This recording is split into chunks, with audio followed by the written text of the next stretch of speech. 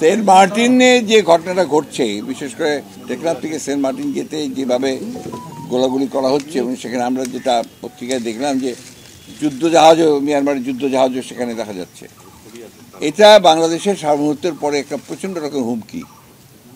এবং দুর্ভাগ্যের কথা হচ্ছে যে বর্তমানে যে একটা অনির্বাচিত সরকার আছে, দখলদারি সরকার, জোর করে দখল করে বসে আছে, এদের কাছে সার্বভৌমত্ব ব্যাপারটা কোনো রকমেই কোনো প্রভাব বিস্তার করছে না।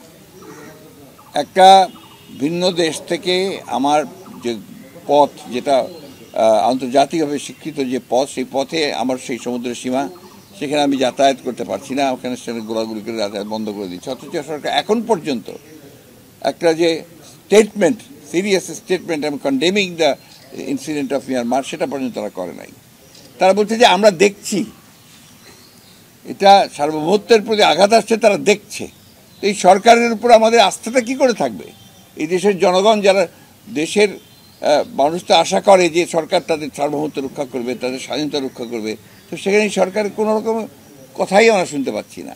এটা আমি মনে করি যে এই সরকার যেহেতু একটা দুর্বল একটা সরকার, তার কোনো ম্যান্ডেট নাই মানুষের, এবং অ্যাট দি সেম টাইম এটা একটা নতজানু সরকার, এই বিদেশের উপর নির্ভর করেই সে টিকে আছে, যে কারণে সে একটা কথা বলতে পর্যন্ত সাহস পায় না।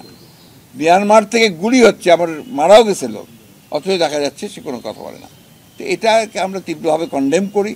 আমরা মনে করি যে অবিলম্বে সরকার পদত্যাগ করা উচিত এই ইস্যুতে। আমরা তো বলছি যে আমরা তো সেনাবাহিনীর মোতায়েনের বিরুদ্ধে সরকার নির্ধারণ করবে, এবং সেখানে তো জবাব দিতে হবে। একটা স্টেটমেন্টও দেয়নি তো, সেনাবাহিনী কি মোতায়েন করবে?